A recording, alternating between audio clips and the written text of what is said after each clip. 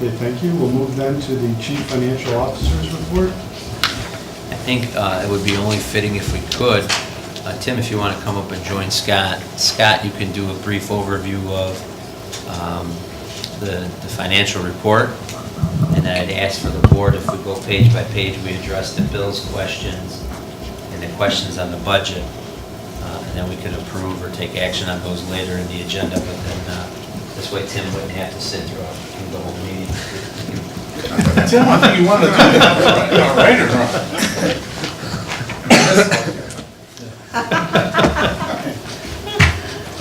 All right, Scott, so this is your first chance here. Go ahead. Okay, monthly CFO report. Monthly revenue was $329,402. Out of that, as you can see, the big piece was the real estate taxes collected for the month. And then there was a question about the debt service transfer. The debt service transfer was done by the treasurer's office. As the new tax rates came in, there's a cap on it.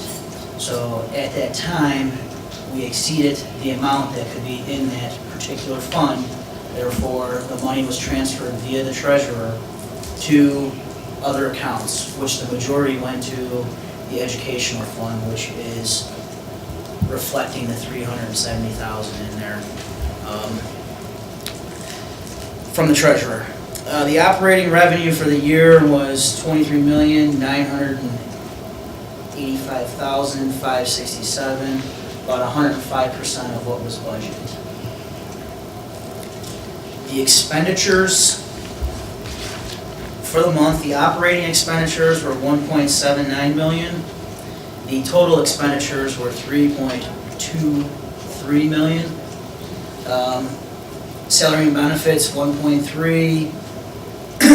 And then there was a other expenditure that you can see that was $1.1 million. That is the semi-annual payment that the district makes to pay for the bond interest, which leaves us with the operating fund balance at the end of June of $12,623,157.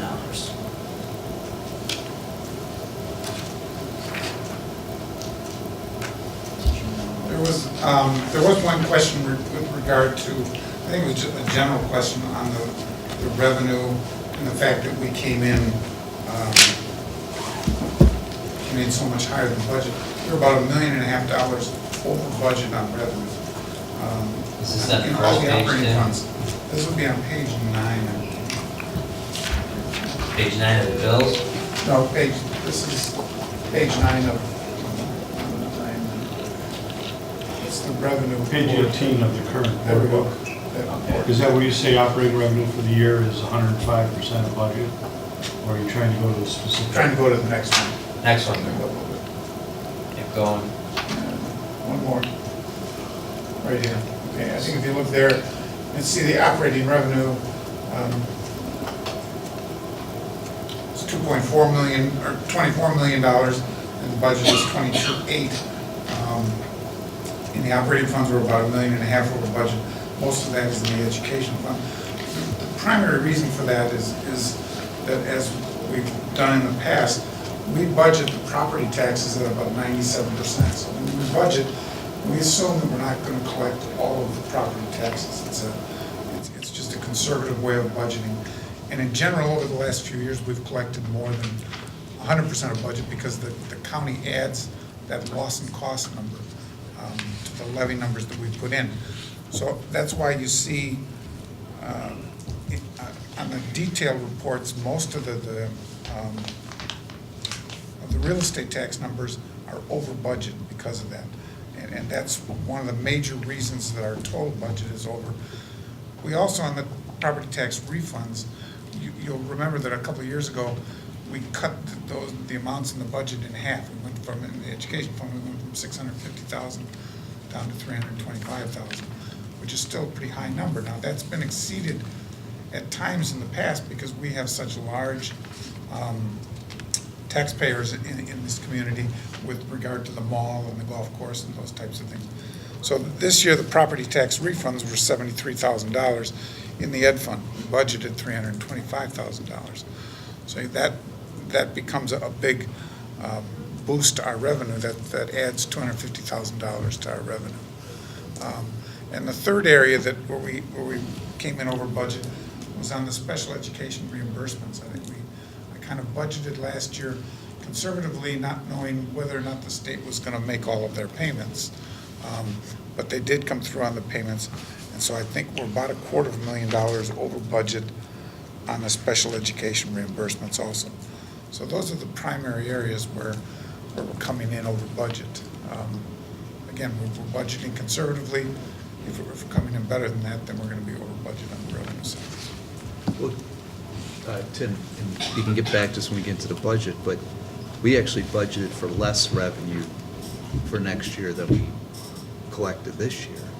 Is that going back to the 97%? So my concern is, I don't have I think being conservative is a better way to do things because you don't want to be caught short, but you know, when we're $1.25 million above,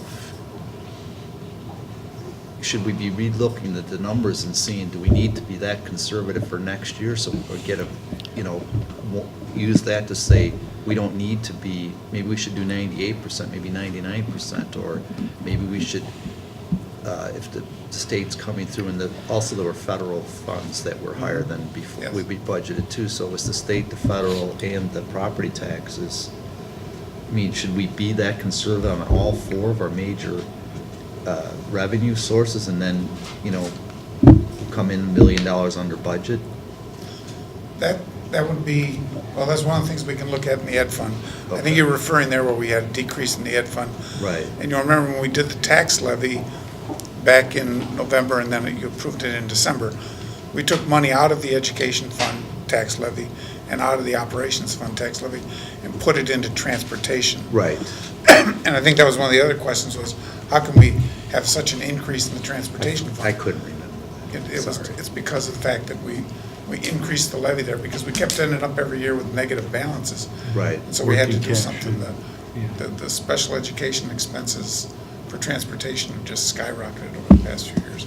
So we made that change. So that's part of the reason we see a decrease.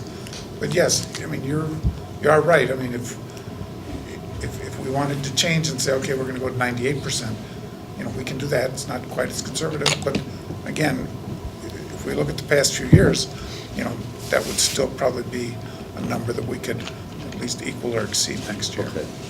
Thank you. I think there was also some questions on page 13 of board book. Is it 13 or am I off? What's the, This is revenue and expenditures. The copy I have says page 13, so I don't think it's the revenue and expenditures, page 2. If you could go down, Mary Ann, a little bit. 22? 21. Page 2 is actually page 21 of board book. Yeah. There were some questions with regard to some of the local revenue, some of the fees that were coming in under budget. And I think we had a little more additional free and reduced this year. Probably free are the people who don't pay the fees. And I think a lot of other people that may not have met the criteria of having fee waivers, but still had difficult times with their finances. We have payment plans set up for people, and there are a lot of people who just simply don't pay.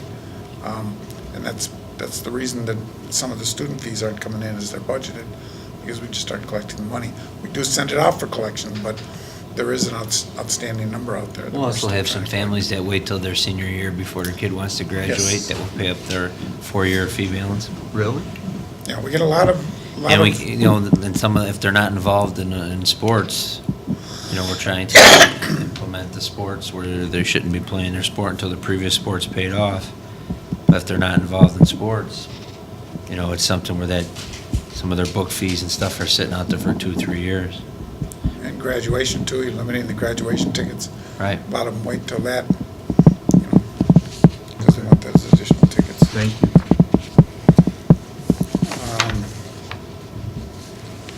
I think we've talked about the the revenue for the most part. There were some,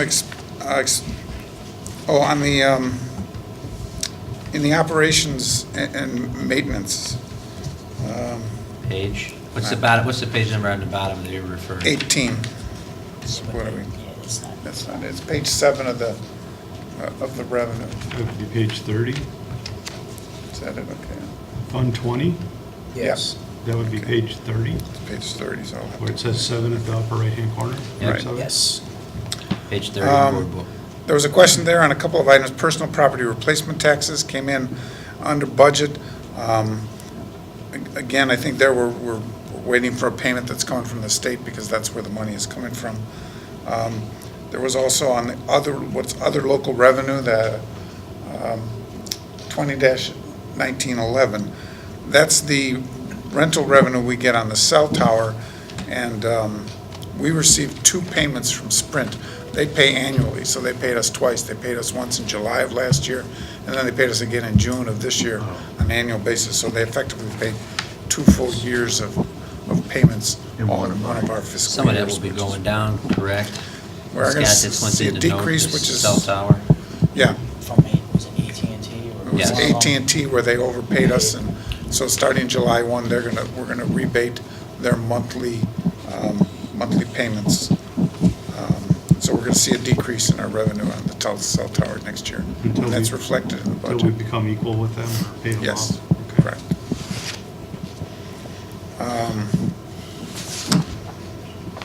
Transportation, we talked about. There were some questions, this will be on page 38 of board book, some questions with regard to some of the stipends that were paid. The general stipend account was about 15 to 20% over budget. That's the account where we're paying out all of the timesheets that come in, and it's, we try to estimate as well as we can what those total timesheets are gonna be for the year, but it's. Give me some hard to examples keep of a number. what goes into there, Tim. All of the athletic timesheets where people are doing extra duty, where they're going and Oh. they're doing scoreboards and things like that. Okay. Ticket takers. Ticket takers, but there's also just general timesheets that people are turned in. I'm trying to, why am I drawing a blank on what's on those That- timesheets? So- Supervision of dances. Supervision of dances, yeah. Chaperoning. Chaperoning, all of those kinds of Curriculum, any things. curriculum projects. Yeah. Okay. A couple other stipend accounts there, I think we're gonna have to really look into a little bit more, and maybe give you an answer in August on some of those. We had a couple of accounts that ended up going over budget. One with the music account, which is the account that is, where the last 3 digits are 550. That was over budget by $3,500. There's a general stipend account, which I'm sure is where one of those stipends should have been paid out of, and that actually came in under by $8,000, so that was offset by that. There's a question with regard to the copier expenses. We came in over budget there by about $4,600. The budget that we have there of $75,000 is to cover the leases that we have on the copiers, as well as the quarterly billings that we get on the usage. Our usage on the copiers was up this year. That was also reflected in the copier paper account, which I believe was either very close or somewhat over budget there, but Scott, make note, we got 4 additional teachers, so copies are only gonna go up even more, yeah. and papers are only gonna go up even more. And then there was a question with regard to the driver's education stipends. They were up by about $9,500 over budget, but I think it's a result of more students taking driver's ed. Our local revenue for driver's ed was up by $8,700, and our state revenue was up by $5,400. So those 2 accounts more than offset the additional stipends that were paid on driver's ed.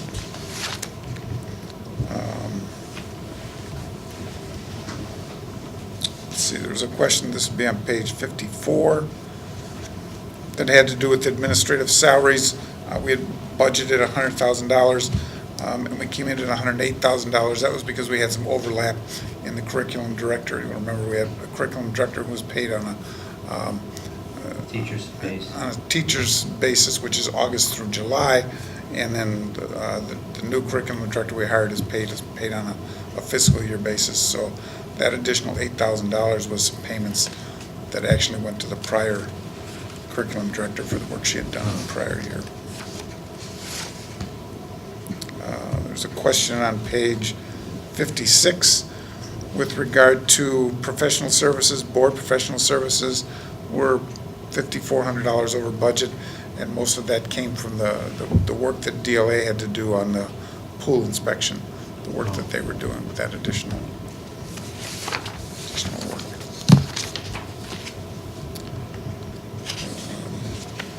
And then, of course, there were some questions with regard to the utilities, and something we talked about a little bit earlier in the year. The biggest one was the electricity, which came in way over budget, and I think I talked to you earlier in the year, a couple months ago, about how it was just simply I had set the budget at a number that was way too low. That came in at $123,000 over budget. Luckily, it was offset by some of the savings we had on the natural gas account, which came in $5,600 under budget, and I think that's just a result of a milder winter than we'd had the prior year. And there were some questions on page 65 with regard to the transportation expenditures. Special ed transportation expenditures were $36,000 over budget. Again, that's transportation expenditures in special ed is not only all of the special education students that come here, but also all of the out-of-district students that we transport. And as we've seen an increase over the past few years with regard to the out-of-district special ed students. And there also was a decrease on one of the accounts that was a result of less homeless students that we were transporting. That gets paid out of a different account, but when you're transporting a homeless student from a different suburban area that has a right to come to your school, you have to pay for the transportation. You split that actually with the other school district. But there is a cost involved in those homeless students. And then finally, there were some questions with regard to the activity accounts. And I know we've talked about this before in terms of how we handle the negative balances. And the question I think always is if an account has a negative balance, have we effectively loaned that account money from a different account? And I know we've talked about this before. I don't know if there's ever been a resolution on that. Some of those negative balances come because we're like if we're buying things for the bookstore downstairs, we may be spending money and then we're going to collect it when the students come in August. But One of the other But I ones we don't know talked what- about was I think it's on English. English and that there? yes. Right. Yeah, So one world thing that language we is made a positive. change, Tim and I discussed this spring with the budget, is so the past practice at Riverside High School, when those parents pay student fees at residency, the money all gets collected into one general activity account, and then it gets broken out by each student's fee statement. So if a kid owes $50 English for junior English, that $50, then it goes into the English account, and that's where that teacher buys the paperback books or the workbooks. The one thing that's not accounted there, and it's been compiling on us, is okay, if we're 20% free and reduced lunch school, then 20% of the kids taking junior English aren't paying that $50. So every year, that account is short by that 20% of kids' fee money. And over time, that builds up. So one thing we transitioned to this budget cycle is we took the two negative accounts, which I think were Spanish. Was it Spanish or just all world language? World language actually came in with a positive balance, but English was the major. English and world language, though, just to try this as a transition, we're shifting them to where they're going to be under district accounts. And so when that fee money's collected, it will serve as revenue. So we have a projection of how many kids are signed up for English classes, and we're projecting their fees and how much we should collect in revenue. And we're also projecting a shortfall of revenue of matching our free and reduced lunch population and budgeting that number into revenue, so we stop creating a negative balance. And it will also, and the goal is, Scott and I talked about this today with Kristen a little bit, the goal is to continue to move the student fee accounts that are being used for academic courses to more of the district budget. Then this way, that money goes to that school year. This way a parent knows that the money they're paying for that school year is going for stuff that school year and going into the school's general ledger and being used. Thank you. You want to talk about the budget now, or? Is that it for That was it for the financials? financials, Anything yeah. on the chief financial officer's area?